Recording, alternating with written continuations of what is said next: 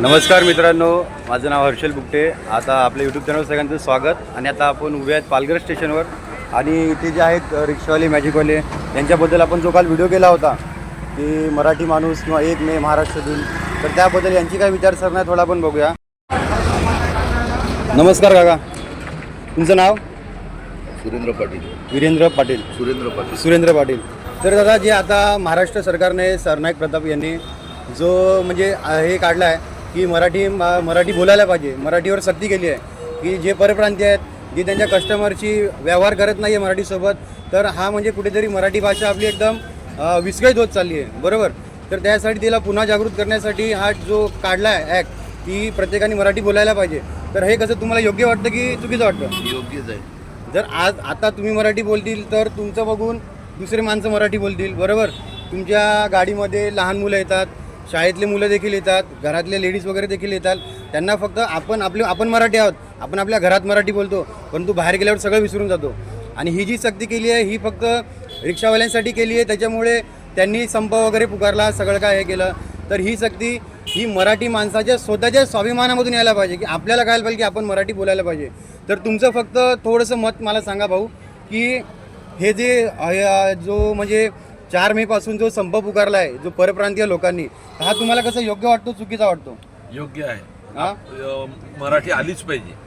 बरोबर. आपली मायबोली आहे, महाराष्ट्रात आपण राहतो, तर मराठीला पहिला प्राधान्य मिळालं पाहिजे. मराठी ही आलेच पाहिजेत. बरोबर. कुठल्याही राज्यामध्ये गेलो की आपल्याला मराठी बोलल्यानंतर कोणीही रिस्पेक्ट देत नाही, बरोबर. आणि त्यांच्याच भाषेत आपल्याला बोलायला लावतात. जसं काय आपण तिकडे UP बिहार मध्येच राहतोय, बरोबर की नाही. केरळाला गेलं तरी आपल्याला इंग्रजी किंवा त्यांच्या केरळमध्येच बोलावं लागतं. हा, केरळला गेल्यावर आपली हिंदी पण तिकडे चालत नाही.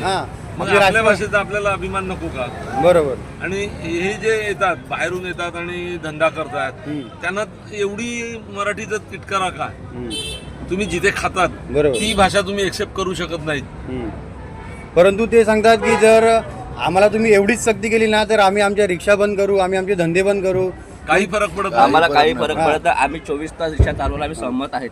तुम्ही जरी गेले इकडनं तरी आमचं महाराष्ट्र चालवायची ताकद आमच्या हातामध्ये आहे. ते सांगतात की आम्ही जर बंद केल्या रिक्षा तर तुमचा महाराष्ट्र चालणार नाही, फार रिक्षा बंद राहतील.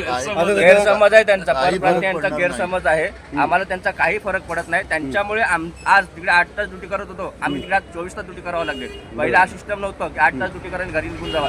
आजच्या जमान्यामध्ये म्हणजे आजचा जो 2026 चालू आहे, 2017, 15, 16 मध्ये जेव्हा बघितला शेड्यूलच्या नुसारप्रमाणे कंपनीमध्ये पण हा रेट होता, तो आता रेट एवढा कमी झालाय का ह्यांच्यामुळे झालाय. बरोबर. काय 24 तास जो कंपनीत रेट होता, म्हणजे समजा 300 रुपये तिकडे आपल्याला द्यायचे आपल्या माणसांना, ते जे भैये लोक तिकडे 200 मध्ये काम करायला लागले, तिकडचे सगळ्या आपल्या कंपनीतल्या नोकरी गेल्या. आज कंपनीमध्ये तुम्ही सांगा फक्त कॉन्ट्रॅक्ट बेसवर चालणारे फक्त आपले मराठी माणसं आहेत. बाकीचे तिकडे सगळे आपलं सुपरवायझर बोला, मॅनेजर बोला, सगळे तेच आहेत बाहेरचे. आणि हे रिक्षावाले म्हणजे हा तर ग्राउंड लेवल झाला.